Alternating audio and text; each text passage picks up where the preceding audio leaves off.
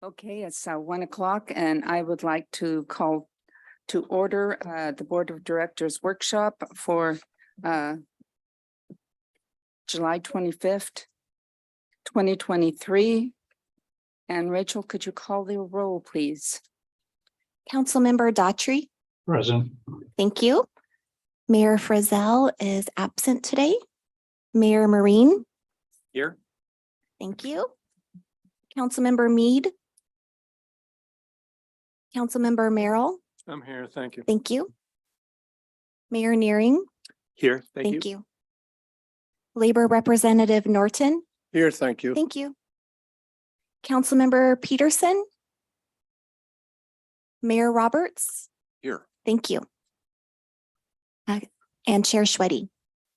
Present. Thank you. Chair, we do have a quorum.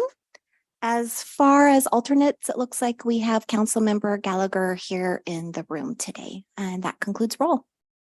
Okay, thank you very much. Do we have any public comment today?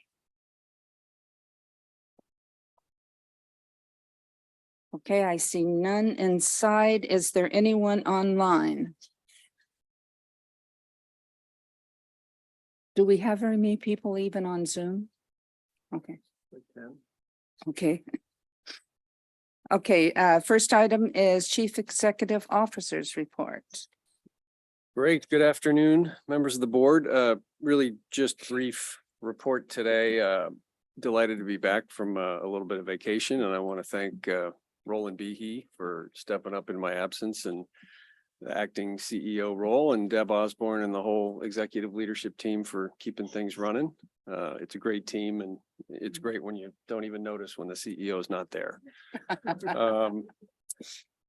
Beyond that, you'll recall at our last meeting, we had a visit from Congressman Larson, and our DC lobbyist, Peter Pizer, was visiting with his staff just yesterday, I think, and ran into Congressman Larson, and he held forth at great length about how much he enjoyed his visit here and how much he got out of it, how much he learned, and how responsive he felt the staff was and the board was to his visit. And so really good positive feedback from him and his staff about their visit here a couple weeks back. And that concludes my report. Okay. We are now down to presentations and the reason we are here today. And that is the Zoom emissions study and discussion. And you're going to start. Yes, I am. Thank you again. So I'll kick things off today. And I want to talk first a little bit about our agenda. And I think we have a deck here. It's a lengthy one.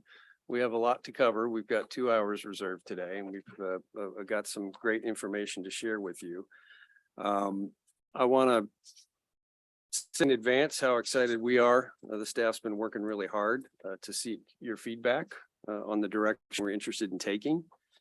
I'm going to start today with a quick touch on principles that inform our approach. And then Jay Heim, our senior project manager who's overseeing the study, will walk us through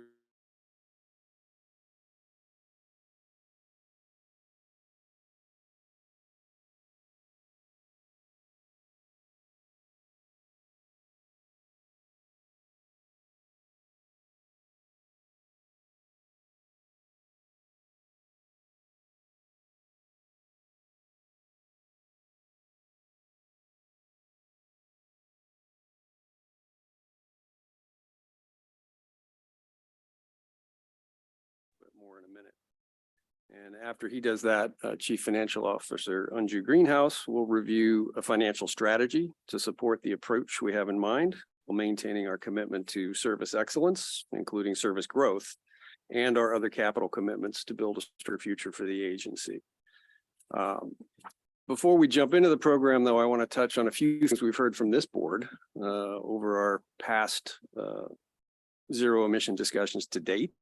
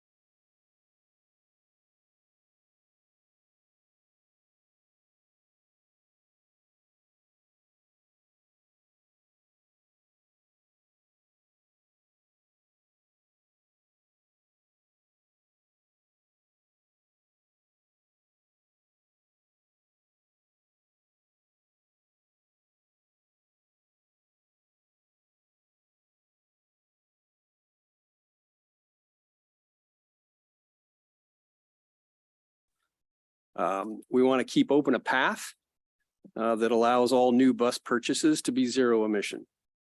We're not asking the board to commit to that today. What we're proposing to do is use the next 5 to 6 years to learn, to use our next few bus purchases to bring fuel cell and battery buses into the fleet and test them robustly in revenue service and set up a decision around 2030 on fully committing to a ZE fleet.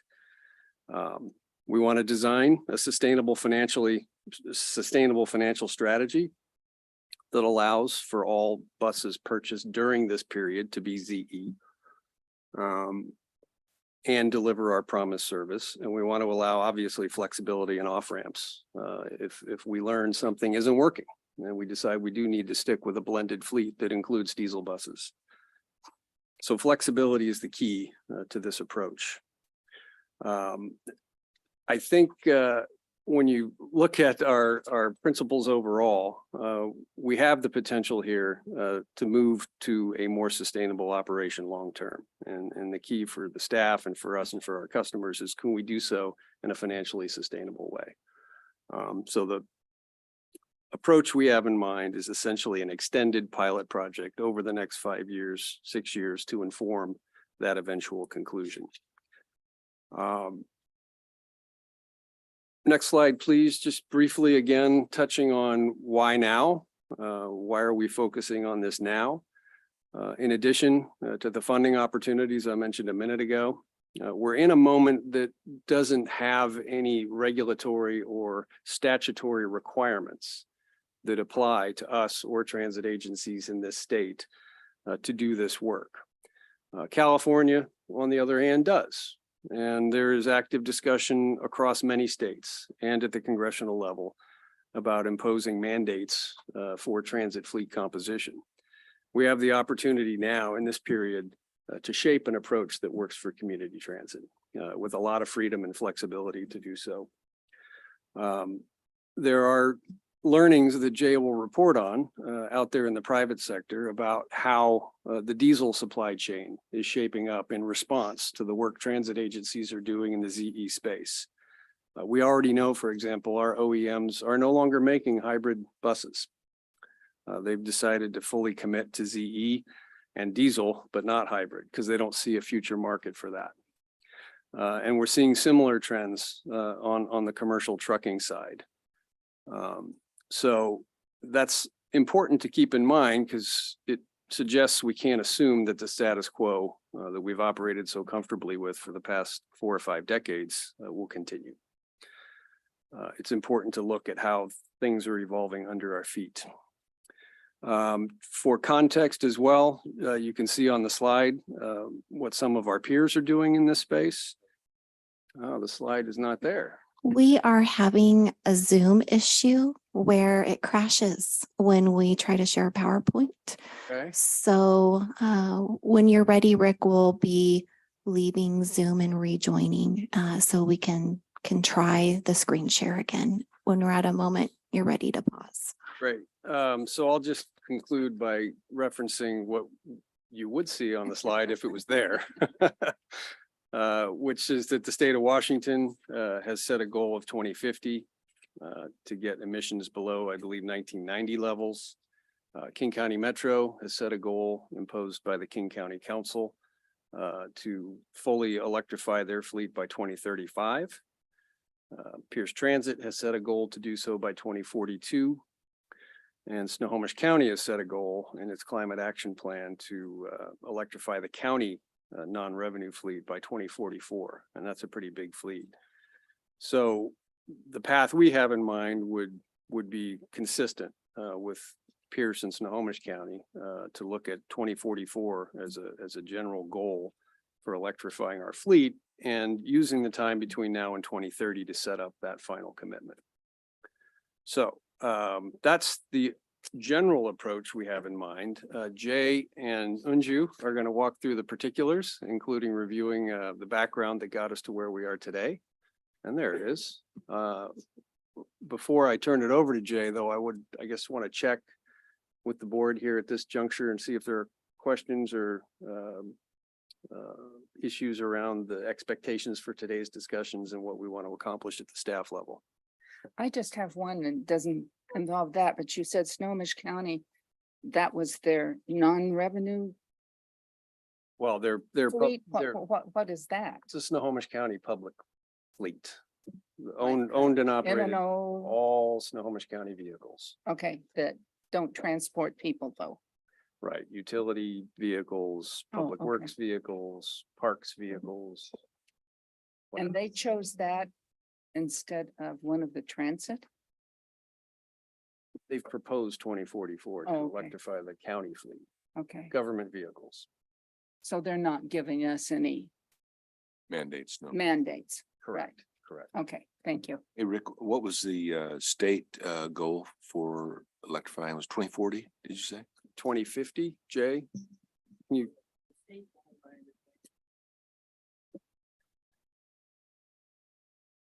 I don't think your mic's on. I don't think your mic's on. I don't think your mic's on, Jay. Is it on now? There you go. It is. So the goal is in relation to greenhouse gas emissions across the entire transportation sector and to reduce those emissions down below 1990 levels by 2050 by I think 90%. So they're looking at the space as a whole and not just specifically fleet, but across the board there. Thank you.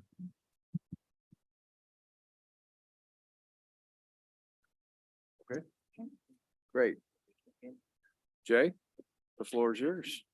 I think we'll take just a We're moment gonna so that they take- can come back. Yeah, we're going to take one moment for folks online and rejoin Zoom and attempt to screen share once again. So just one moment. Mayor Marine wants to make sure it's being recorded.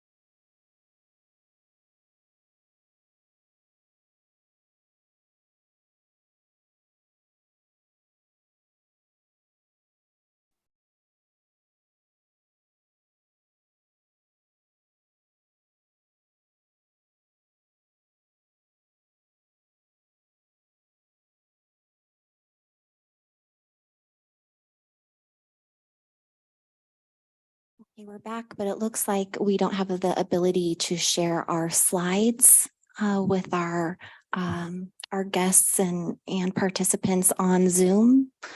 We will post a PowerPoint for this meeting afterwards on our website. So apologies for that, but we will be able to share it here in the room for those in attendance here at the boardroom.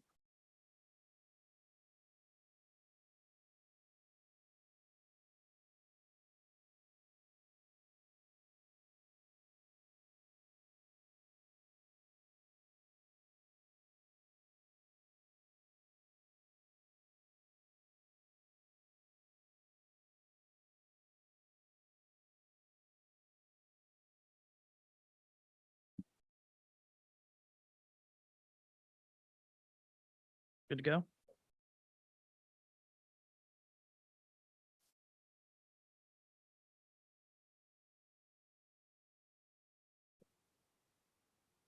Okay.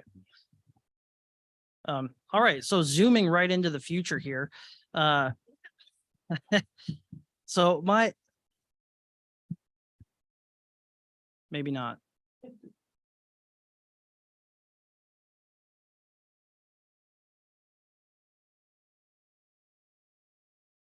And we're back. Okay. Everyone can hear me okay? Great. Hopefully that's the last of our tech difficulties today, but I guess we will see. So I wanted to spend a little bit on what we've learned and what the program has done so far so that we could build kind of a common base of understanding as it relates to the information that we're sharing within this workshop. So to that end, we're starting off with a bit of a program overview and kind of where we're at now, where we're transitioning into this next phase and really kind of focusing on what we're talking about in terms of the future. So much of our work so far has been within this kind of phase 1 category. We've talked with you multiple times about the feasibility study, our kind of academic learning within this space, some of the financial modeling, and then of course you guys have seen our beta pilot bus, the BYD 60-footer that we've been running up and down the green line. So moving into kind of phase 2 now, this is where we are starting to prepare more for the next step of this through the approved side-by-side pilot. Thanks again very much for letting us buy a couple buses and try those out. We expect that those will go into revenue service next year, just to kind of dip our toes into this.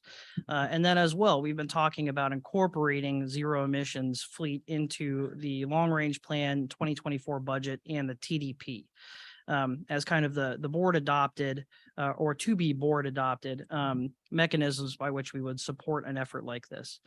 Really, the context around the discussion today is not centric on phase 2 specifically and the work that we're just now starting, but looking into the future, this phase 4 period of our program and this extended pilot. So building out this learning period over the next 6 years, how deep do we want to go into zero emissions? What do we think is a consumable bite to take off?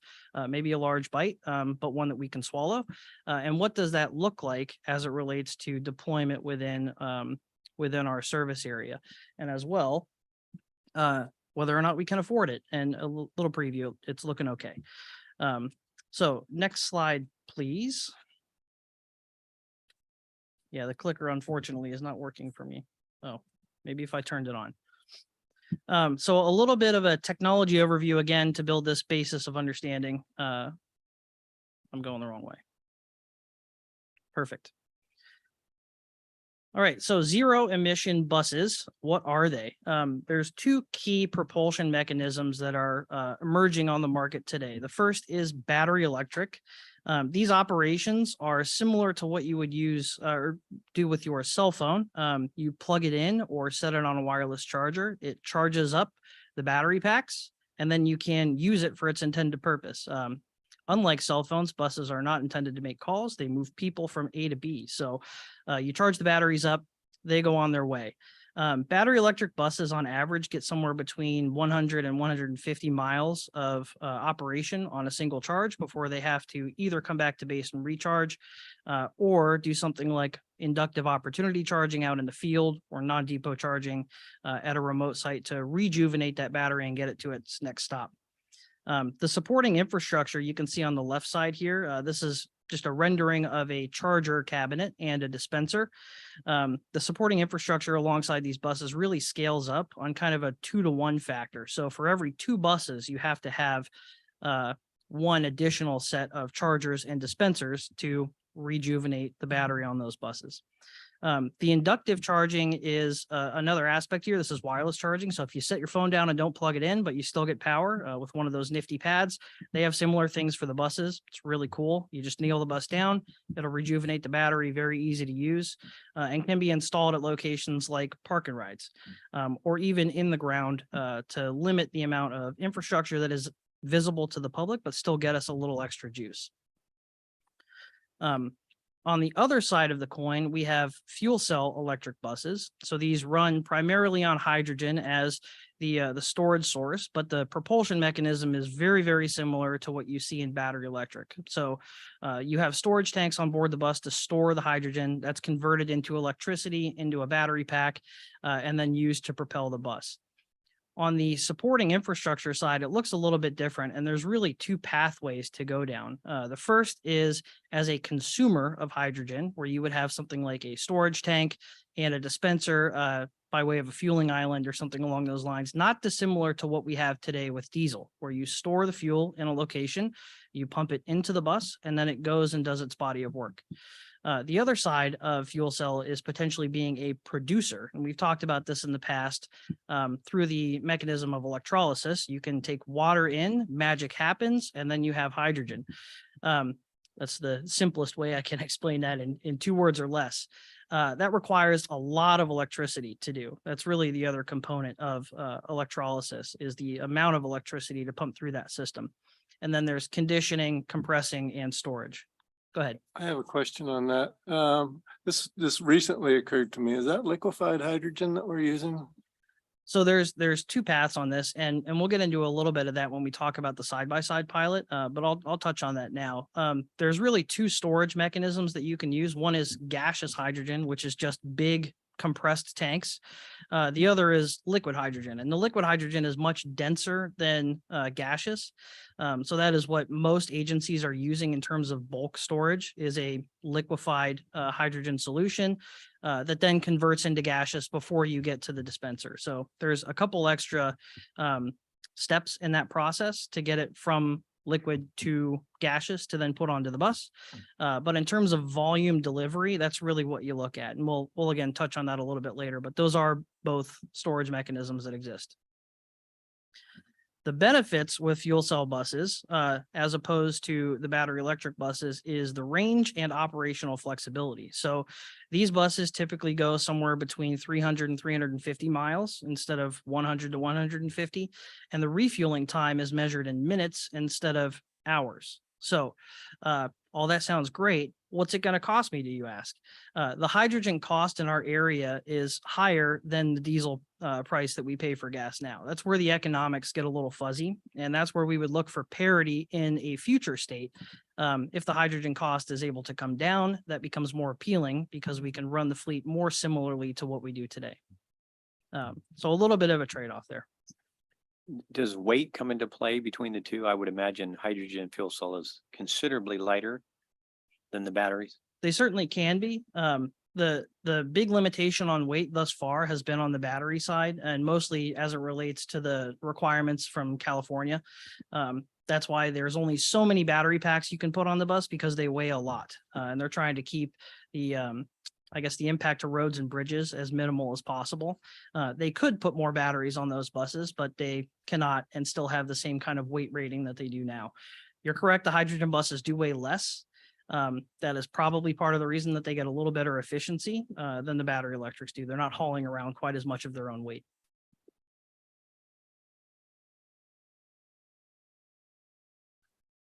All right, and a nice little chart here to kind of re-illustrate some of these trade-offs. So diesel, the tried and true 100-year-old plus dinosaur that we've been running forever. Good range, good operational flexibility. They're fairly reliable, and compared to battery electric and fuel cell, these zero emission technologies, the cost is lower. When it comes to battery electric, again, the range is somewhat constrained, 100 to 150 miles. Operational flexibility, similarly, is less so than the diesel and fuel cell counterparts, only because they have to come back to base or stop to charge at one of these remote locations in order to get enough juice back in the battery to continue their work. The capital cost on the battery electric side is more of a plus. The fuel cell buses are quite a bit more expensive. And again, you're paying for that additional range and operational flexibility. When it comes to reliability, we're seeing tremendous improvements year over year generationally with both sets of these technologies. So the Gen 1 battery electric buses, not very reliable, pretty bad performance. Gen 2 and Gen 3 are actually showing significantly better reliability. So as this market expands and more of the OEMs are kind of dipping their toes into this, we're seeing better performance across the board. So it's difficult to say whether or not the reliability of these buses is in favor of one or the other, simply because the generational improvement is so high that these generations have not been on the road long enough to make a kind of a substantive conclusion here. I will say that the big outlier for battery electric is the potential for a midlife battery replacement.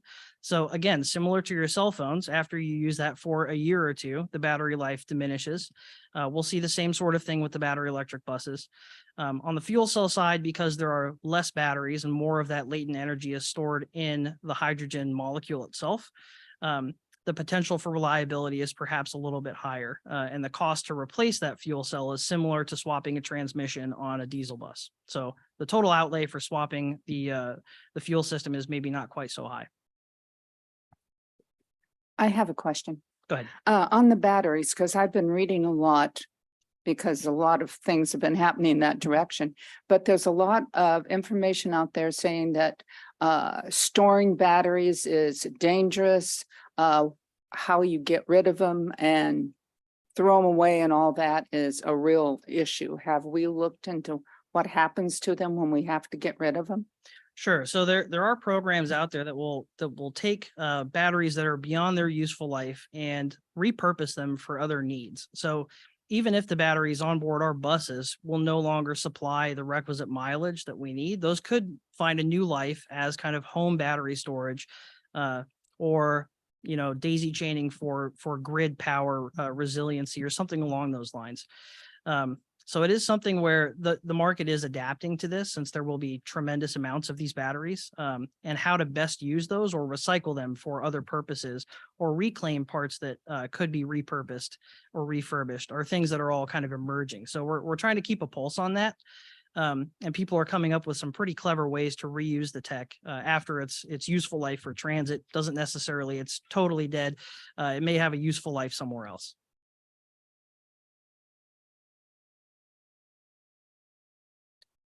All right, a bit of a feasibility study refresher for folks.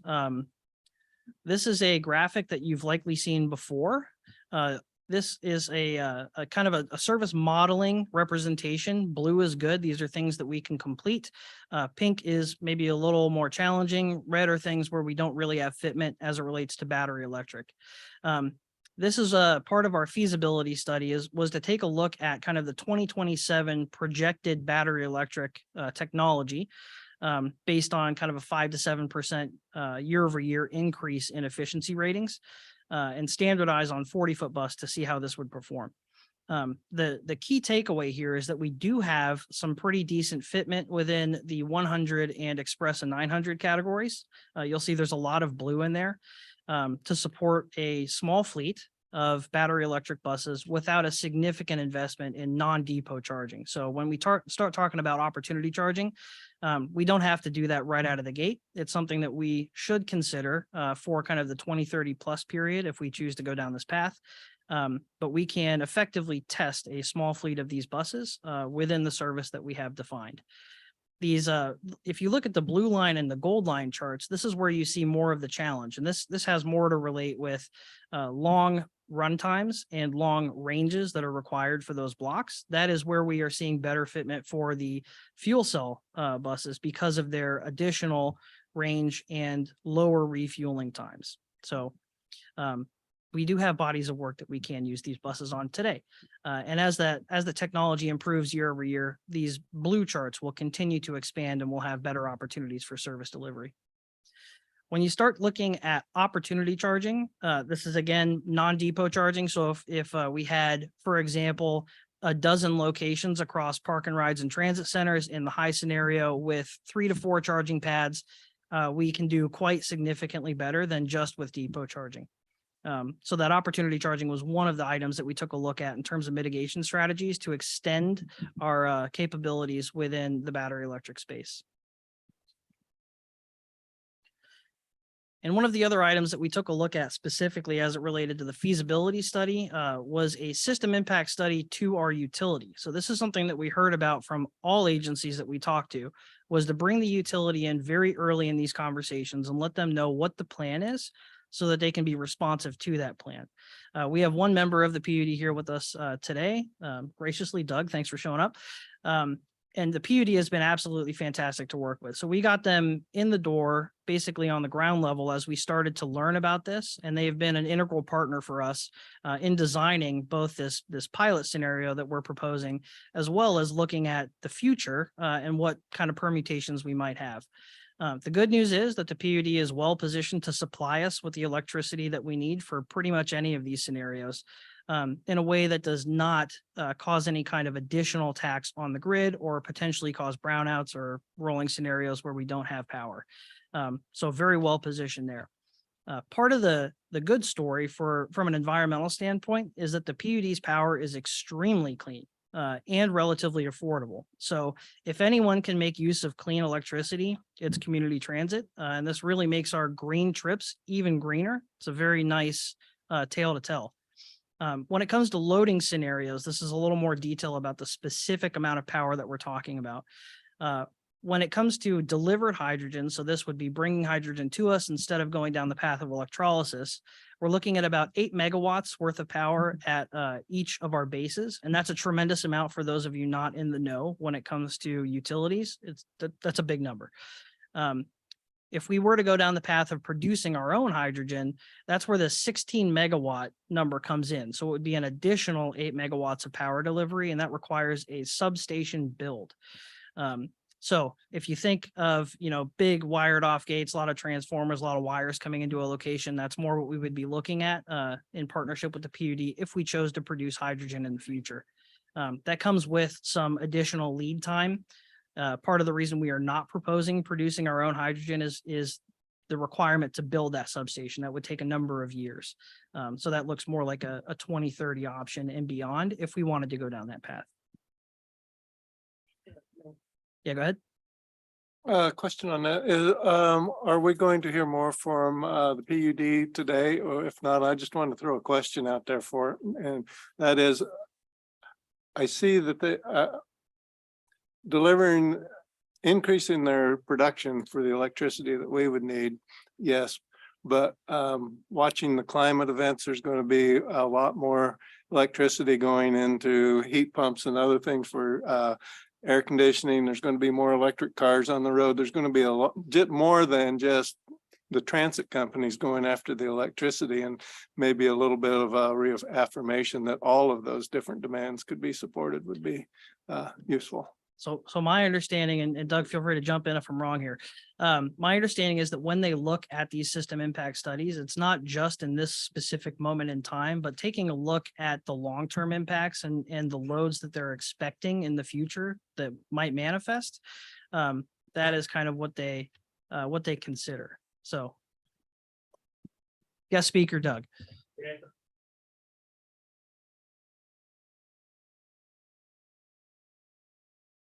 Okay, Doug O'Donnell, Snohomish County PUD, and thanks for having me today. Want to report back, fantastic staff that PUD has been working with for the last several months. And to your question, Mr. Merrill, yeah, the PUD does see this electrification growth coming down the line. We do long-term planning. We're looking out past 2040 right now. And we've got a bunch of very intelligent people in-house who are forecasting this growth in demand and also working to balance the generation and the other infrastructure required to meet that demand. So great question. And we think we're ready for it. We're planning all the time. And Jay, I had a question with this. So I understand the comparison between delivered hydrogen and produced hydrogen, but with regard to the grid, if we're not producing it, somebody is. So it's still going to take electricity. So I don't see a lot of difference there other than maybe what the cost would be to community transit between buying it or producing it. But in terms of the PUD, it's going to be the same, I would think. Yeah, from the PUD standpoint, it will be the same. They'll have to produce that amount of power for somebody. If we went down the path of producing the hydrogen ourselves, it comes with additional capital cost to construct those facilities, and then additional operation costs by way of paying for the kilowatt hours used to convert the water to hydrogen. So it's part of the reason to have that discussion here is that there is additional operating cost in order to create that. And then do we have something similar to that is just electric buses? Because that has a draw on the grid as well, right? Correct. The top category here with the 8x8 is just for battery electric charging and support facilities with the delivered hydrogen. Yeah. Yeah. Okay. Jay had a question too. Wouldn't there be an issue with the economy of scale or where someone else that's a hydrogen producer could produce it cheaper than what we would be able to? Wouldn't that be? It's a fantastic question. That's part of the reason that we want to take this period of time to try things out with a delivered hydrogen solution. There's a number of projects that are being pitched to the DOE now for a kind of hydrogen hub in the Pacific Northwest. The current state is that most of the produced hydrogen is coming up from California or other areas. And that is part of the reason why it's expensive for us is the delivery cost. In the future, somewhere between 2028, maybe 2032, we should have a more local opportunity to purchase hydrogen.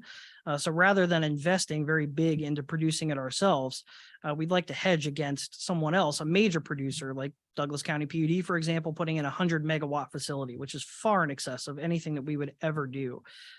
They could produce enough hydrogen for the entire region, something along those lines, which would lower the overall cost, perhaps below what it would cost us if we made it ourselves. I'll just tag on to that response. I think it's key for us to determine whether these vehicles can perform effectively in our network. And so that's the focus of this next 5 to 6 year revenue service extended pilot test. If we conclude they do, then we take the decision of whether to invest in on-site production and look more deeply at how we're sourcing hydrogen. And not all hydrogen is green hydrogen.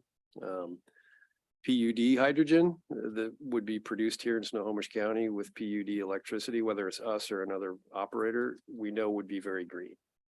The hydrogen coming up from California is not. It's a byproduct of petroleum refinement. So anyway, but first things first is let's see if the vehicles work, and then tackle that question. I have one question. Is it possible for us to produce some of our own electricity with solar panels on our buildings? It could be possible. There are some agencies that do that. It requires some level of energy storage to allow us to do that. So you'd have to have like a massive battery sitting around somewhere to then convert the solar electricity into a storage mechanism that we could tap in with our own chargers. So something like that is possible. With the cost to us from the PUD, the cents per kilowatt is pretty low. So it would take a very, very long time for us to realize a gain if we were to choose to produce a massive facility like solar or put a big, wind turbine up in the yard or something like that. It would look really cool, but it would take a long time for us to realize any kind of gain on that investment. Okay, thank you. If PUD chooses to charge us a lot more, then perhaps we'll look into something like that, and we'll run Doug out of town. But for the moment, the cost to us is low enough where it would take a tremendous amount of time for us to realize that investment.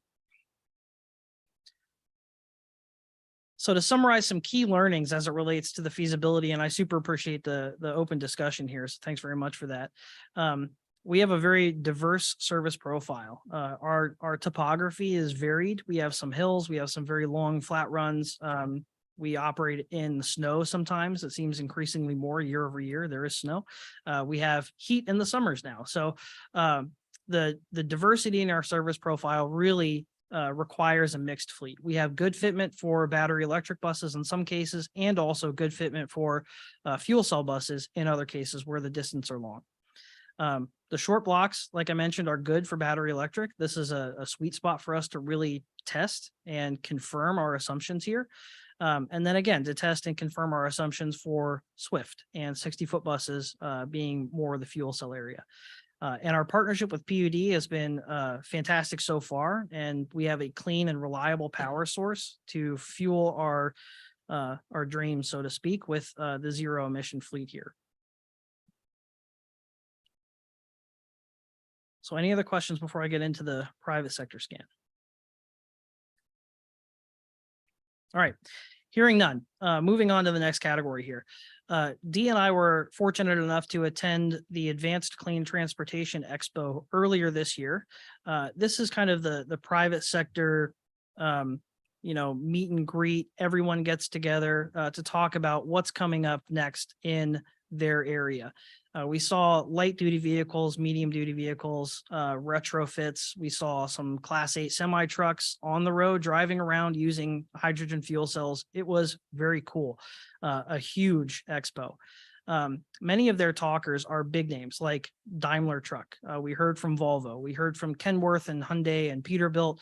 And even Cummins, as well as on the fuel side, Shell and other folks about what they're trying to do to kind of further their investment here. Part of the reason that they are so interested in moving into this space is because of an unprecedented level of funding available for R&D efforts. So some of the themes that we heard from these groups were $32 billion annually of funding over the next 5 years. Everyone wants a piece of that pie. The concept of sunsetting diesel engine programs. So as Rick mentioned, a lot of these groups are moving away from kind of this blended propulsion by way of hybrid, and they're looking more into sustaining the diesel programs that they have while they are also beefing up R&D in the zero emission space. There will be a tipping point at some year in the future where diesel is no longer the primary and is slightly plateauing or possibly declining in terms of production of parts and availability as they ramp up their efforts in zero emission. So trying to make the personal car more affordable when it comes to battery electric, and then also declining some of the diesel program R&D that they're having. So in the next couple of years, you will hear from folks like Cummins about the discontinuation of research and development on diesel engines.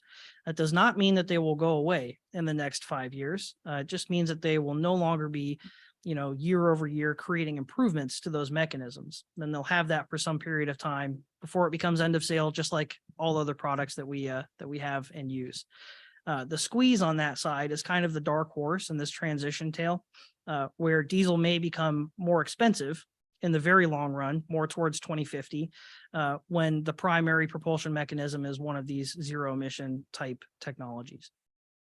Some of the challenges that they're seeing are related to infrastructure availability. So there are not a lot of charger stations out there today. They're looking at expanding all up and down the California corridor, additional chargers so that they can have more either passenger vehicles, heavy duty trucks, et cetera, being able to effectively move up and down the state. That will translate across the nation as the years progress. Challenging economics. So we talked a little bit about cost of hydrogen for us and trying to have parity to diesel. They're looking at the same things. It really becomes, I guess it pencils out when the hydrogen cost is nearly the same as diesel. So about $6 per kilogram of hydrogen would be about $5 per gallon of diesel. And that's when it starts to make sense. So they're very invested in reducing the cost of hydrogen fuel so that they can make this business case. Semi trucks are going to hit the market as early as this year, mostly in pilot phase or small betas. So this is small scale 1 to 10 trucks to see how they perform, similar to what we're talking about with our own fleet. And then into the later 2020s, you may actually see some of these in the road moving things around like hydrogen delivery. It would be pretty sweet if they could deliver our hydrogen to us using a hydrogen truck that makes it very green. Utility requirements are going to be huge. This is a big challenge to overcome. Between now and 2030, they're forecasting about a 60% improvement need within the total grid capacity. And between now and 2050, a 300% improvement. So similar to your comment, Chair Merrill, or Vice Chair Merrill, apologies. This is something that they are looking into the future and trying to figure out how can they beef up the grid to meet the demand. It's going to be a challenge for pretty much everyone involved. But they're talking about all the same things that we are, just at a different scale. This is an interesting graphic that came out of a market brief that they had put together called the State of Sustainable Fleets. I'd be happy to share that with everyone. This is publicly available, really indicating where they are seeing the fit for battery electric vehicles versus fuel cell vehicles. So the way to read this is this low thousands, you're seeing things like light duty trucks, shuttles, cutaways, cargo. And then up into the hundreds, it's more of regional trucks, drayage, or school buses. So very small deployments across the board. And for a fuel cell, again, they're seeing fit in very heavy duty, long haul, high opportunity for refueling along the way. They want minimal refueling time, maximum flexibility. That's where they're looking for fuel cell adoption. But not many of those around. So around 100 total trucks that they're seeing that are passed around to these demos, and really looking over the next couple of years to try those out. So key private sector takeaways, similar to what we're talking about with our own program here, is to start small and pilot, really iterate frequently and effectively. So don't wait until 5 years have passed, but take a look every quarter, every 6 months, every year. Take a look at how things are performing and how you can adapt. This is a pretty important one, is to build the infrastructure to support future growth targets. So don't only invest in what you think you're going to have in 2027, but really take a look at maybe 2029 and build up the infrastructure to support that level of fleet. And that the battery electric and fuel cell technologies really complement one another. There's a sweet spot for both, and they're likely to coexist depending on what the use case is. Okay, and now into the meat and potatoes of the new stuff, the revenue fleet pilot proposal. So we are building a strategy that we'd like to float by you for some consensus building. And this kind of is the first timeline that we're taking a look at. So 2022 and 2023 largely over. Again, a lot of academic learning. The BYD 60-foot pilot, preparing for the side-by-side pilot that will come into play in 2024. We're really at this key decision point here to extend the pilot to this 2029 horizon period. We would like to use this period of time to try things out, expand the fleet in a reliable and responsible way, to not impede our ability to deliver service, but prepare for the future, and do a lot of workforce development, get our toes wet in the grand scheme of the zero emission ocean. So that is the period that we're largely focusing on. The intent here is to come back at the end of this extended pilot and do something similar to what we're doing today and share lessons learned, what worked, what didn't, what did we learn publicly, what did we maybe learn behind closed doors, where's the sweet spot for our buses, and have another kind of long-term decision-making workshop or engagement to set the tone for the 2030 plus period. So what does that look like?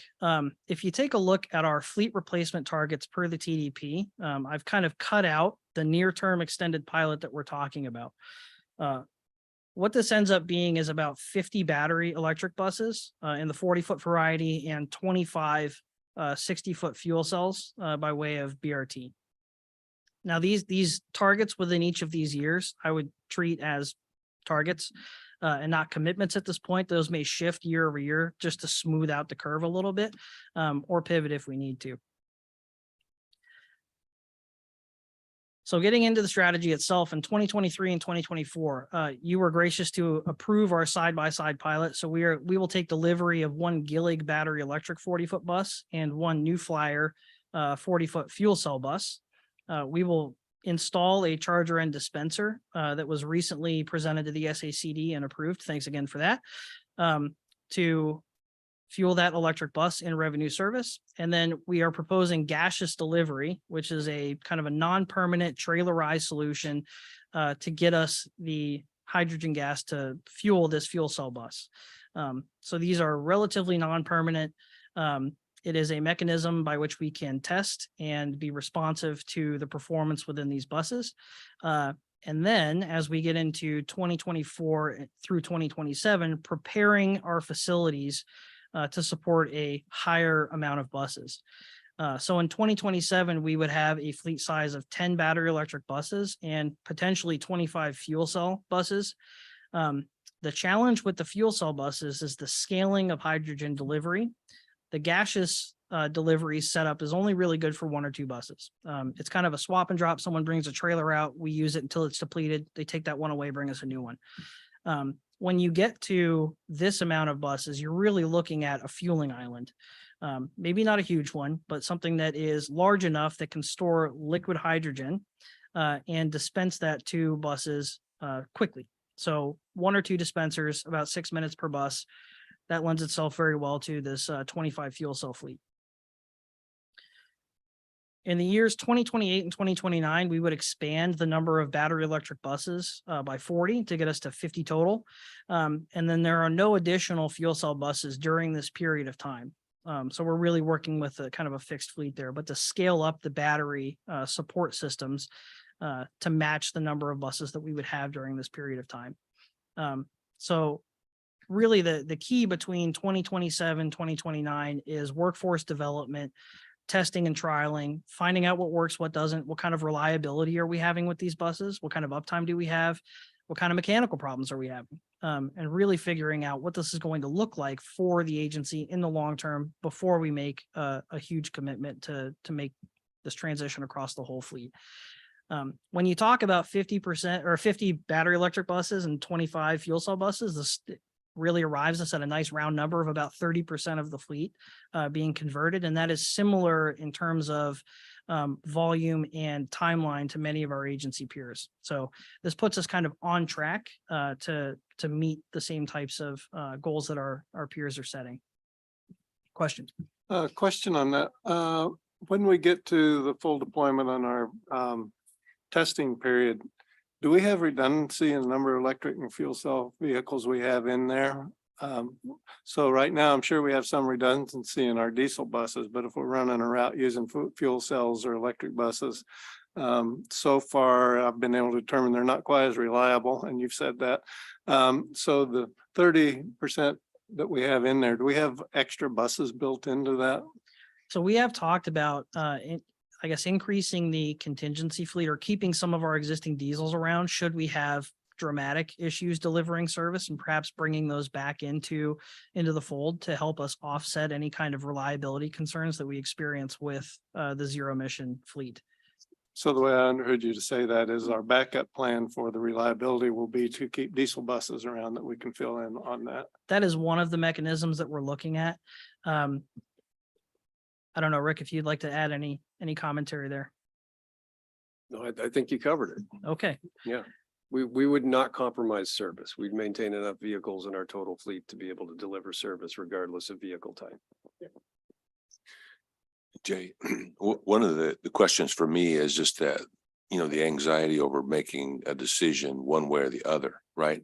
But what I'm hearing you say is that this is a kind of a step towards making a decision without jumping off the cliff. But one of the things that I'm hearing you say that I'd never thought about before is that this idea that staying with diesel is also a risky option, because that basically, including the hybrid, is going away. So it's not, should we leave our diesel buses and go to all electric buses? The question maybe that presents about as much risk is staying with diesel, right? So I like this. I like this sort of phasing in to extended trial that you're proposing. Thank you. That's a great comment. It is something that needs to be considered in the very long game. It's not something that is likely to impact us during this trial period, but it would be prudent to gain some experience with this new technology and prepare for the future where diesel may be a little more constrained. So good comment. Yeah. So Jay, in one of your much earlier slides, if I understood it correctly, it was showing the routes and the only way to use the electric buses were at all was to be able to have some other off-site charging capabilities. Just having a charger here and having them charge for the day and leave, there wasn't, I didn't see one route that it could cover. So does this include having chargers off-site? And even then it seemed like it didn't cover any of the routes, but about 98% of one of the routes. There was still about 2% it couldn't meet. And most of the others were really not good. So that would be my concern, is we start throwing them out on routes that they can't finish. It's a great question, and one that we've looked into. And I have another slide that's hidden at the very end here, and I may go to that one to help explain this. And I can wait. You don't have to go in and come back. As long as we know it'll be covered. I will cover it briefly for just a moment, and then we can dig into it if there's additional reason to clarify. So the way that our routes are designed is that we have some blocks, which is a body of work that a bus may complete, some blocks that are very short, some blocks that are very long. So the blocks that are really long, even in the 100 series or Express and 900 series, those are ones that we would still operate with diesel buses because they can complete that. So the proposal here is for the battery electric fleet, we would identify where we have a fit for their capabilities with the existing bodies of work. So taking a look at the 100 series, it would be the blocks that are lower mileage. We may apply those to the battery electric vehicles because we know that they can fulfill that body of work while still relying on the existing diesel 40 footers to complete the very long ones. And we feel fairly strongly that we have about 30 to 40 buses worth of work that the battery electrics could perform without having non-depot charging. When you get into these later years, more like 2029, that's where we may see some deficiencies in the battery buses, but we'll offset that with diesel operation. Okay. So I'll circle back with the other slide if we need to. Okay, before we get into the finance, any other questions on this extended pilot proposal? Okay, I'll pass it over to our CFO, Anju. Hi, I'm trying to answer some of the questions that was raised during our April workshop about same topic. And hopefully the following slides will answer some of the questions that were raised. Before I get started, I just wanted to say a huge thanks to Mary Albert, our budget manager. She's been spending so much time building a long-term financial model during last several months on top of her busy work with the budget prep. So without her, it would have been very difficult to get this done today. So thank you. So there was a question raised about how does it compare between diesel buses versus these new buses in terms of a cost per mile. So here is an attempt to answer those questions. And this is actually 2030 projected costs. So inflated, not necessarily today's cost, because we wanted to sort of project out what it would mean like. So most cost differentials comes from fuel and maintenance. Diesel obviously is a baseline, so there you're not going to see any changes. For battery electric, we'll pay another $1 or so more, and fuel cell, it gets closer to $2 in terms of the cost. So when you add up all the other costs that goes into operate buses, it comes to the total cost of $17 per mile versus 18 or 19.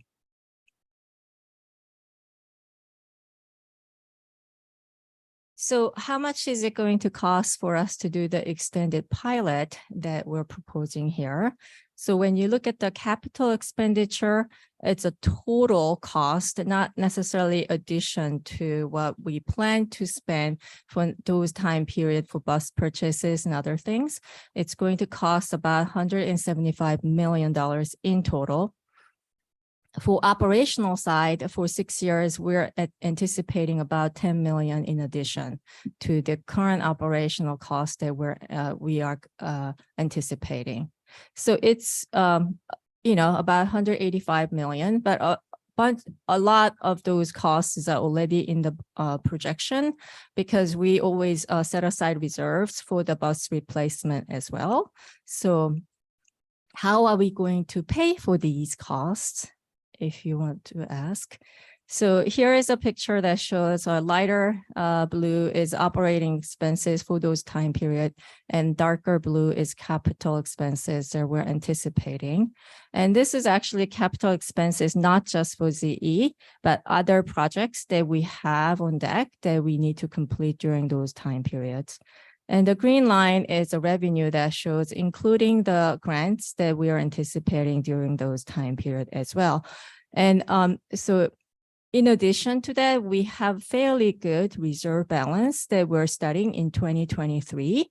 So we are fortunate to have a lot of cushion to be able to fund, even if we didn't have all the operating revenues and there was some dip in the revenue projection, we feel pretty comfortable being able to cover during the extended pilot periods and all total expenses.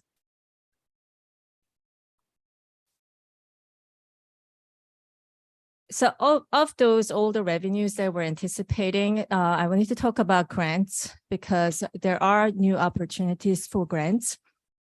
If you recall, in April, we talked a lot about federal grant opportunities and state grant opportunities that's out there.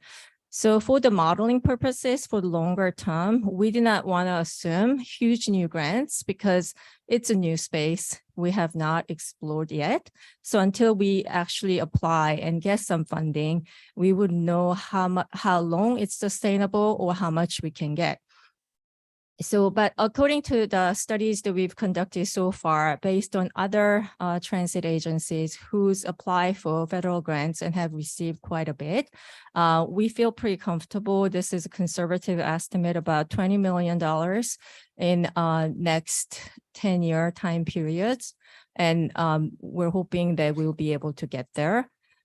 We also assume some state grants as well. It's a lot smaller chunks, and we have existing formula grants that's always in our revenue mix already.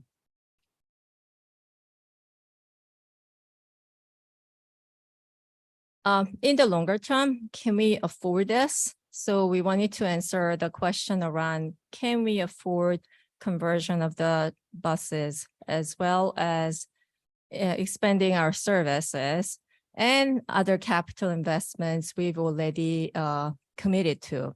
So this is an attempt to answer those questions around what does our ending cash balance look like for the next 25 plus years. So we have, it hovers around $400 million each year, and it goes up once we are almost done converting some of the ZE buses. So it's difficult to answer, it's a longer term, so it's kind of somewhat challenging, but we try to stay as conservative as we can in terms of revenue assumptions and built in a lot of inflationary increase as well. Any questions before we go on to next steps? Yes. On that graph right there, so if we built in, trying to remember back to your presentation, if we built in replacement costs for the fuel cell or the electric buses or the batteries and all, that's all built in there, and do we know what those, do we have good data on what those would be, what those costs would be, or So how long do they last, that type of thing? Or is that part of the, we just don't, I just don't know. I what- think we've assumed, so this actually with the assumption with the current bus duration, which is about 12-year Okay, replacement assumption, these technologies are really new, so we may need to adjust that.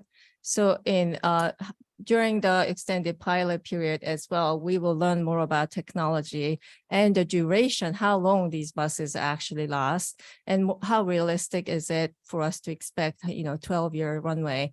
It may or may not be. So those needs to be revisited for sure. and then the costs you had outlined were total cost then, or back to the, where is the, I think it was one of your first slides. Yep. Yeah, so total is 185 million for, is that just for the extended pilot? Is that the capital cost for Yes. the purchase of however many, I can't remember how many buses, coaches? it would be. 75 buses in Okay. total for a 6-year pilot period. So you're anticipating that's 175 million or 185 million, including the operating expenses? Yes, it includes bus purchases as well as some infrastructure investments Yeah. such as a storage tank or charging stations as well. Here on, okay. Yes. And then,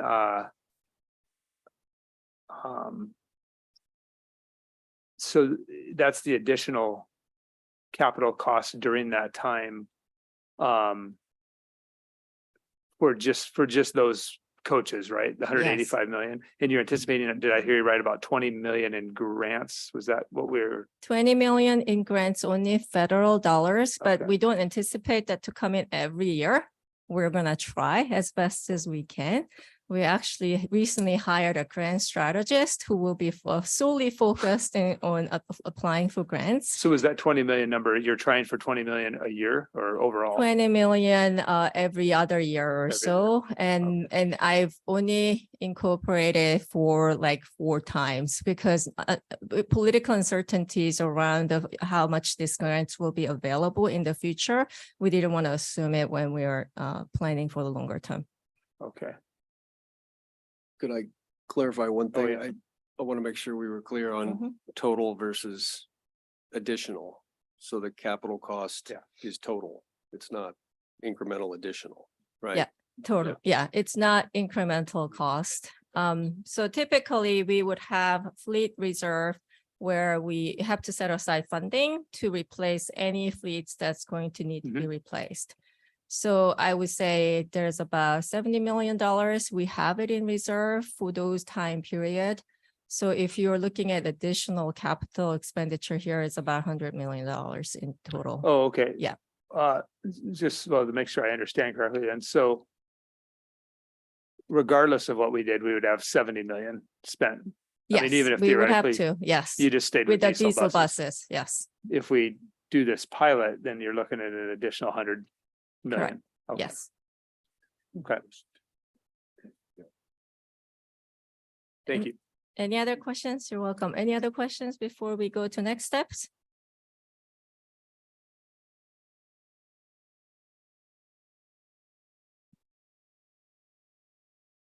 Back to Jay. Thanks very much. So talking a little bit about what comes next after this. So you are here at the ZE findings and discussion bullet. We have talked about including a full transition horizon commitment within the LRP, so the very long range plan, having some narrative around our commitment to the environment, sustainable practices, et cetera, with a target year associated with this fleet conversion. Budget 2024, we are wrapping that up shortly here. That will include some funding request for your consideration and approval to support this period of time. And then, of course, as we go along, any procurements in excess of 150,000 as per is our standard, you'll have eyes on for support there. When it comes to bodies of work in the zero emission space to support this fleet conversion, the transition plan is a specific body of work that we have to complete for grant funding opportunities. So we're looking to have that wrapped up no later than May of 2024 so that we can ask for these $20 million+ from our partners. A facilities conceptual design so that we can understand more about construction impacts to both the Merrill Creek and Cache Park facilities in support of these technology changes. Concept of operations so that we have an understanding of how we might actually run these buses. So from the time that we procure it all the way through the end of its useful life, what does that look like for us? Do we have skill gaps?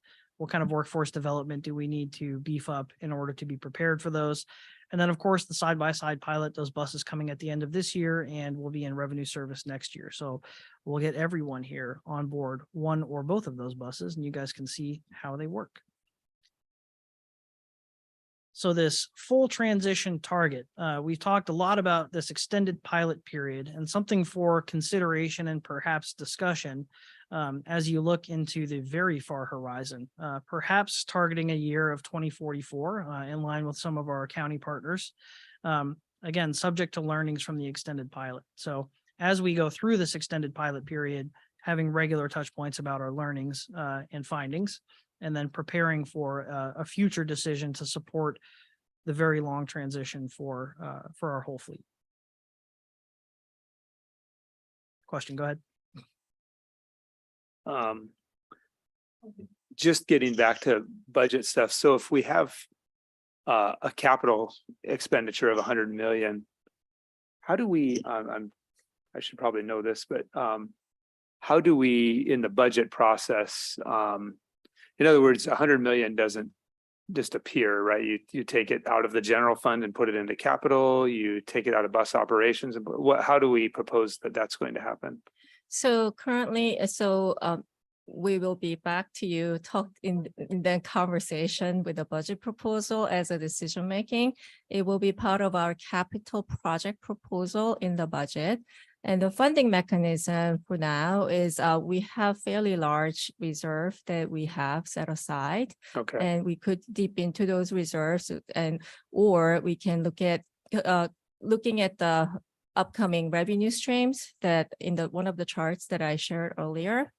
We can, if we deem that we can be self-sufficient from the revenue stream, we can fund through those funds as well. So it's a combination of local funds, probably some reserve, and some grant assumptions that goes into that. okay. Mhm. The key thing would be, obviously, we don't want to I don't think anybody suggested this, we don't want to remove service in order to try No. out a new technology. But that'd be my position anyway, but. Yes, absolutely. I think the shorter, especially during extended pilot project, we were assuming 2024, the service change that was already proposed. Yeah. And that cost is embedded. So is the BRT lines that's going to go online. Those costs near term, it's a lot easier to project the cost and both cost and revenue. So those are all included. Okay. Sid. Yeah, I had a question. And maybe this is sort of incidental to the big picture, but I'm assuming we're going to need some significant staff in mechanics and everything else. I mean, is there a projection on what kind of staff increases we'll need to facilitate this? I think we have put in some assumptions around training costs specifically for mechanics. And mechanic staffing is based on the number of buses that we put out there, and they're kind of connected in the modeling. So we wouldn't have to have a whole new type of mechanic then, bring in a whole new fleet of mechanics to deal with these? Would you like to take this one?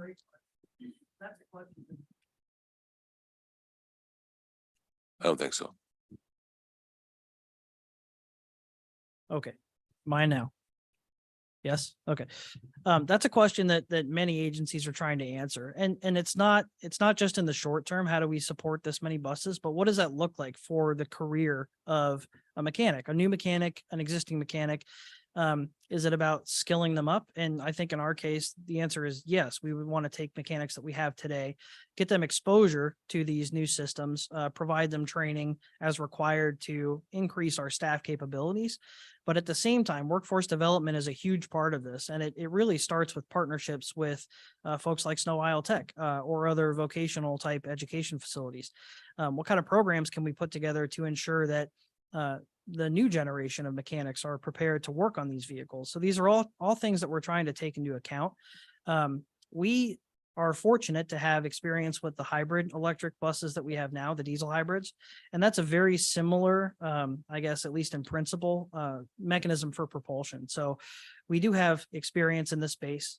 It will be something that we'll have to train specifically with the OEMs and their technicians on to help scale up in understanding, but we're also talking about a relatively smaller set of buses and not doing, all buses all at once. So we have some time to learn about this, but we'll need to develop training programs and really leverage the learnings from other agencies that are a little further down the path. So we don't have to reinvent the wheel. So it's not just the cost of the buses, there'll be some redundancy, staff redundancy, right? I'm assuming that, I don't know how many mechanics we have, but that pool of mechanics is not going to, when we have 30 new buses, we're going to need more mechanics, right? It seems to me, and more staff in other places. So I guess it'd just be interesting. Maybe that's not something you can computate, may, sure. Mayor, all this is being rolled out against the backdrop of the 2024 network, which assumes service growth and some fleet growth and the staffing necessary to support that. So our core assumption here is that nothing that we've planned and adopted in our service planning is affected by moving into this extended pilot program. It's an enhancement and in addition to. So there may be a need for additional mechanics and maintenance personnel if our fleet size grows because we're holding on to contingent fleet longer to mitigate the reliability issues. But that too rests on an assumption that we're going to train our existing folks to work on both technology types. And every one of those hybrid coaches you see out there today, as Jay said, has batteries and electric motors. So we already do have some expertise. The other comment I was going to make is one of the best practices in the industry right now is building the training, initial training protocols and programs into the fleet procurement contracts so that the OEMs are obliged to come in and train our folks on the specific aspects of the new vehicles. So that'll be part of this as well. That's a good question. You mentioned something which is, I think it's a smart thing to do. So the contingency coaches that you're keeping, I'm assuming, so they're, if we move forward with this pilot, we're purchasing a lot of additional coaches. They're not all replacement coaches. Maybe almost none of them are. We're just purchasing them and then we keep the diesel ones. So maybe all the coaches aren't on the road, but we have that backup. Is that what you're saying?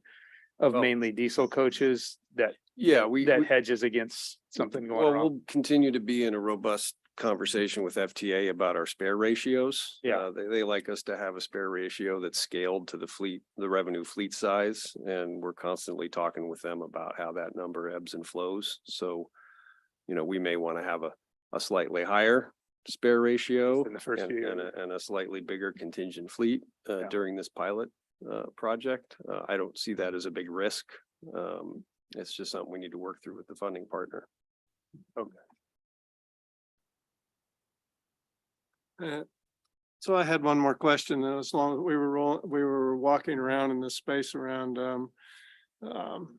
training and education and mechanics. And the other one thing that comes to my mind is, do we have to take into account any additional new safety measures and or new space and facilities? What come to my mind is, of course, that we just had one of the transit agencies down in California just lost a bus while they were refueling it. And it did sound like there were some things around safety that they want to look at. Yeah, safety is absolutely top of mind when it comes to implementing any of these fleets, regardless of which propulsion mechanism you go with. There's nuances to this. And it's certainly something to consider as we design the facilities to make it as safe as possible, but also include maybe first responders in any kind of training that we receive from OEM so that we have SOPs that reflect this new technology. So certainly things that are top of mind as we kind of dip our toes into this.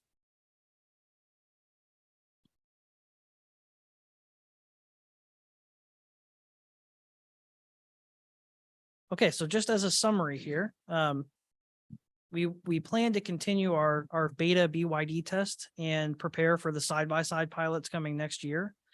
The next program step for us is to initiate this fleet transition planning and prepare documentation that will allow us to submit for grant funding. And again, design our future transition, again, if approved or having consensus from folks here today, in a sustainable way that allows us to do this without sacrificing things like, promised service delivery or fleet growth or service growth, et cetera. To really begin this extended pilot from 2024 to 2029, having a mixed fleet to phase in 50 battery electric buses and 25 fuel cells per the TDP fleet schedule, and to leverage that experience to determine long-term sustainability and the kind of long-term fleet mix. This technology is changing very rapidly. This is like cell phones back in the early 2000s, where year over year, they're like whiz bang better than they were before. We'll see similar monumental achievements within this space, likely over this period of time. And we want to be responsive to that and not lock into one technology or the other. And then to come back at the end of this period and revisit our findings from this extended pilot to really inform this long-term plan in our transition. Go ahead. Another question on that, as long as you're talking about the extent to which the technology is changing, do you see any signs that there might be anyone is positioning for technology lock-in so that you get committed to a particular vendor or particular technology and not being able to change directions on it? I particularly worry about that on the battery or the fuel cells and the charging pieces. So we do have, I guess, some constraint today with fuel cell OEMs. There's really only one manufacturer that will do 60-foot fuel cell buses.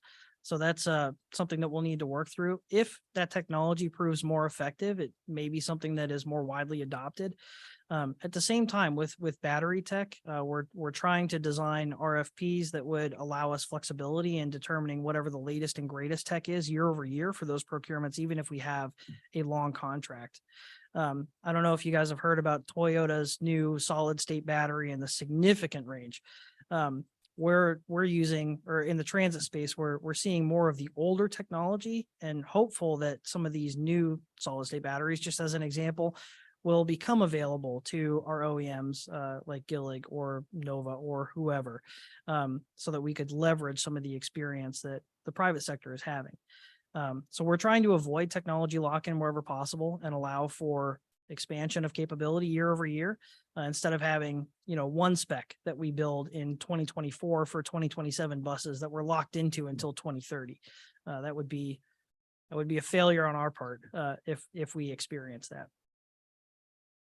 One more question. Sorry, Jay. You just keep making other questions come to my mind. It's good. We have to stop this, right?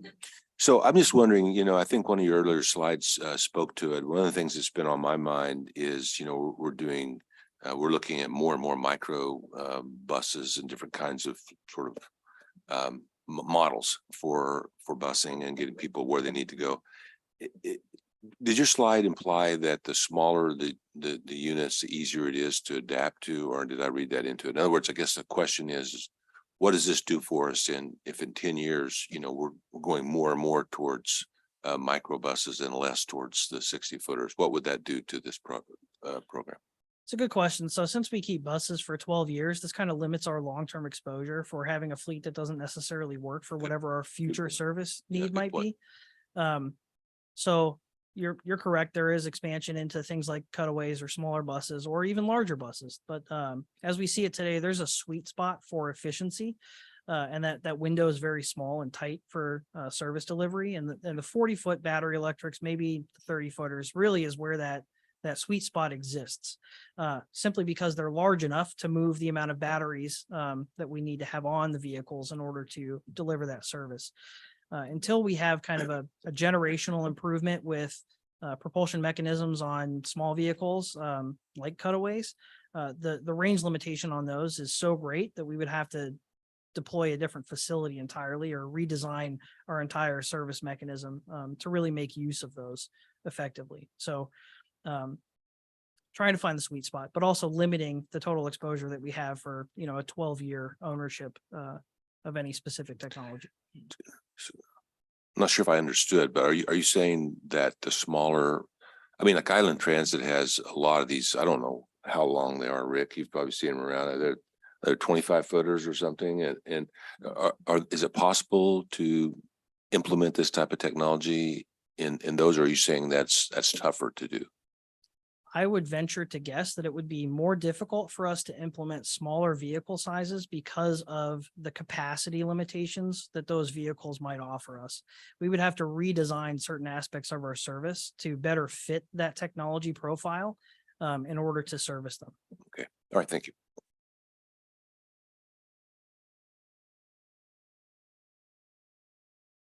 All right. And this is the perfect time for questions. Go ahead. One more question. Oh, no, you've answered a lot of good questions. Are you looking for like a motion today to move forward with this? No, plan, or no, just a no. Head nod or? This is just a discussion. Okay. Comfort level, right track, wrong track.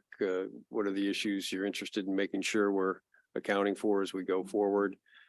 If this, from my perspective, philosophically, we're engaging in a fairly prudent incremental approach to taking advantage of the grant opportunities that exist right now. But I want to make sure I'm not missing something and that we're, maybe in your view, headed down the wrong path or about to drive around a really sharp corner. So anyway, it's just doing a temperature check on the work, identifying other issues that you'd like us to address and analyze. the goal here for the board's approval of this approach formally would be, as we've discussed, that we build these assumptions into the TDP. Okay. That has obviously a public involvement component to it. That would just be the funding and the resources necessary for the extended pilot project. We would propose to include the 2044 goal in the long range plan. Non-binding, it's a goal that too would go through a public engagement process before final adoption. And then the individual steps to implement, if you did approve those things, would come through the 2024 budget, and then individual procurement decisions around bus purchases and the capital program. So that's kind of the path forward for actualizing this. But that again rests on an assumption we're making now that we're headed down a path that the board is comfortable with. So I want to make sure that's the case, or if any course corrections are advisable in the view of the board. Yeah, I mean, I think you've laid out I think you laid out a solid plan. I like the incremental approach. I like being a tad behind some other agencies that we'll learn a little bit from. And yeah, I think the 2044 target lines up with the county. I think there's this 2042 or 40. I think there was 44 too. Yeah. Pierce is 42. Oh, Pierce was 42. Okay. Yeah, I mean it. Always get leery when I see $100 million and whatnot, but Yeah. But since there's grant opportunities and whatnot, we should hopefully see that whittled down substantially. Yeah, I mean, there's risk in committing even on the interim basis.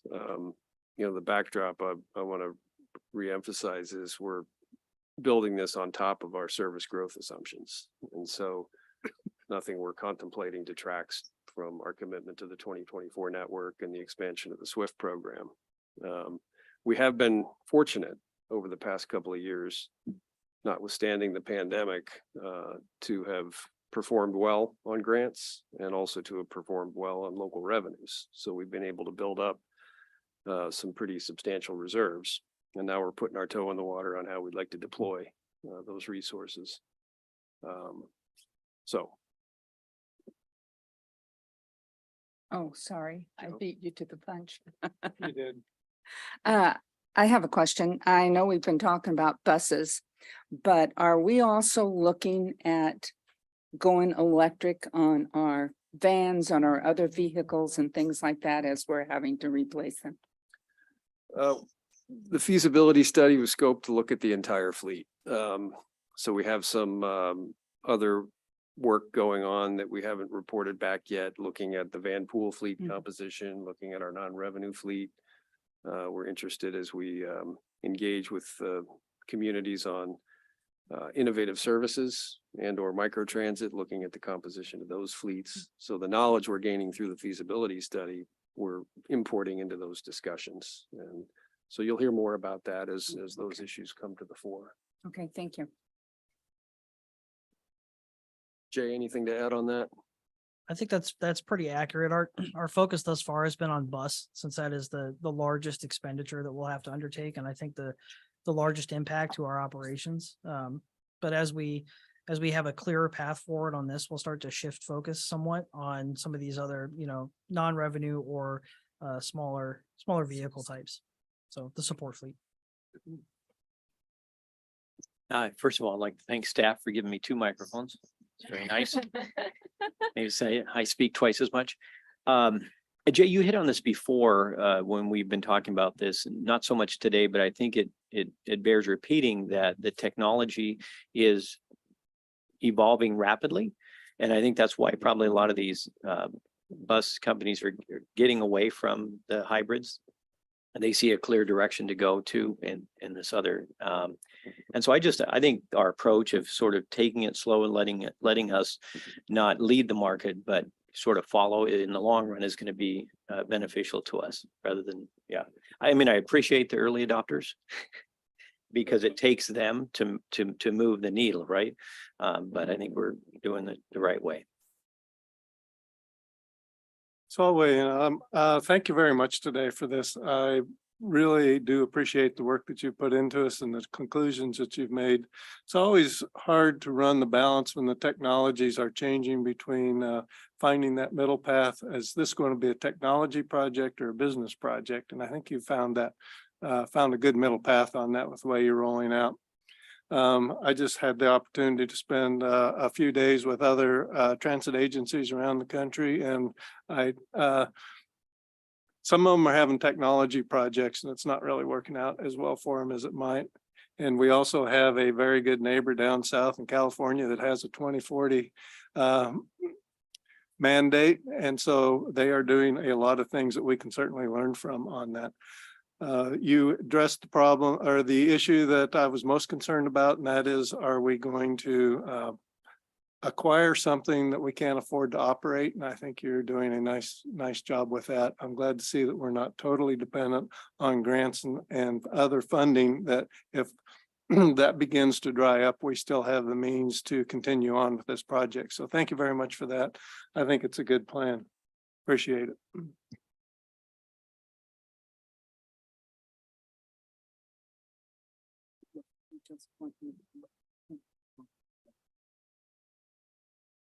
Is that someone?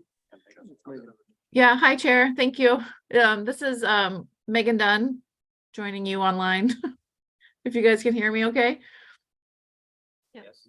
Okay, thanks. Yeah, I just thought I'd weigh in. I try to attend the quarterly meetings as an alternate, but appreciate the business approach to this plan. And I think it's important that we realize the benefits as soon as possible, because then we'll be able to take advantage of those benefits. So if you're looking at it purely from a cost benefit proposal, it's important to move forward as quick as possible, so that we're realizing those benefits which go beyond those economic indicators. So appreciate all the work that's being done to put this together. Thanks.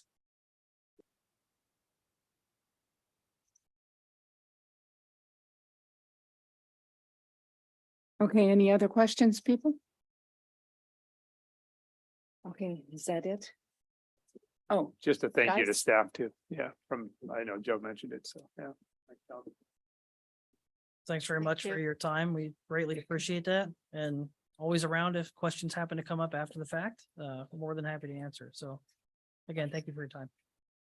So just by way of conclusion, I guess we'll take the feedback we've received today and we'll begin to build this approach formally into our planning documents. And so we'll circle back with you and vet those as they take shape.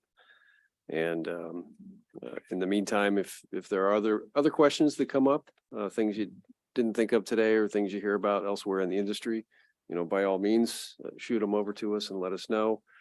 If you want to talk at any point, you guys know where to find me and staff, and we'd be happy to meet if necessary to do a deeper dive on any of the issues we've covered today. So thank you for your time. When we have 25 minutes left, I'd love to gift it back, but we could keep talking. Thank you. okay. Chair's report. I don't have anything today. Board communication. I'm going to go down my list. Councilmember Daughtry, is he still up on there? Yeah. Did you have anything? Yeah, we could pick a better day to do this during the year. Don't really have anything for CT, just really busy on trying to get Aquafest off the ground. I did meet with one of your field supervisors today downtown. It was changing the signs for the bus routes. Very cordial individual, and telling me which way this bus is going to go when we close all the roads down there. So it's kind of nice to meet one of the guys out on the field. So, but nothing else. That's it. Okay, thank you. Joe? No, thank you, staff. Very good report. Okay, Tom, did you have anything? Yeah, I'll throw this in. I wanted to thank Community Transit for providing the double tall bus to the Snohomish Comprehensive Plan Carnival. We had this last week, providing vision and futures on how transportation might be incorporated into the plan. So I appreciated that. I got to crawl around on the double call bus also and see that. I think at the next, I just spent a few days with, as I mentioned earlier, with other transit agencies around the country. I'll summarize some of what I thought about that at the next board meeting. So thank you. Okay, Mayor Neri. Just, yeah, thank you to staff. Great report today. Nothing additional. Okay, Labor Representative Norton. Thank you. It's a very interesting report today. So much of it way over my head. I gotta be honest with you, but as a idle mind at times drifts away, as I did a little bit for a moment or two here. But I was just thinking that, remember, none of us would remember, but just think of those back in the mid to later 1800s when they said, no, we're not going to do the horse-drawn stagecoaches. We're going to power these things by overhead electric. And how many voices said, I ain't going to work. What are you kidding? But this is a new phase that we're going through, and the bright minds in this room, not only at this table, but throughout this room. It's an amazing time for us, and good luck to all of us. Thank you. Mayor Roberts. No, nothing additional, just also thanks to staff. And I think I picked up a couple things that I didn't know today, and probably have a few more questions down the road. So thank you so much. Okay, Councilmember Dunn. Nothing to report. Glad we can do these quarterly deep dives on bigger topics. Thank you. Thank you. Councilmember Gallagher, do you have anything? Okay, thank you. So we have no executive session. So is there any other business? Not from staff. Pardon? I think. Okay.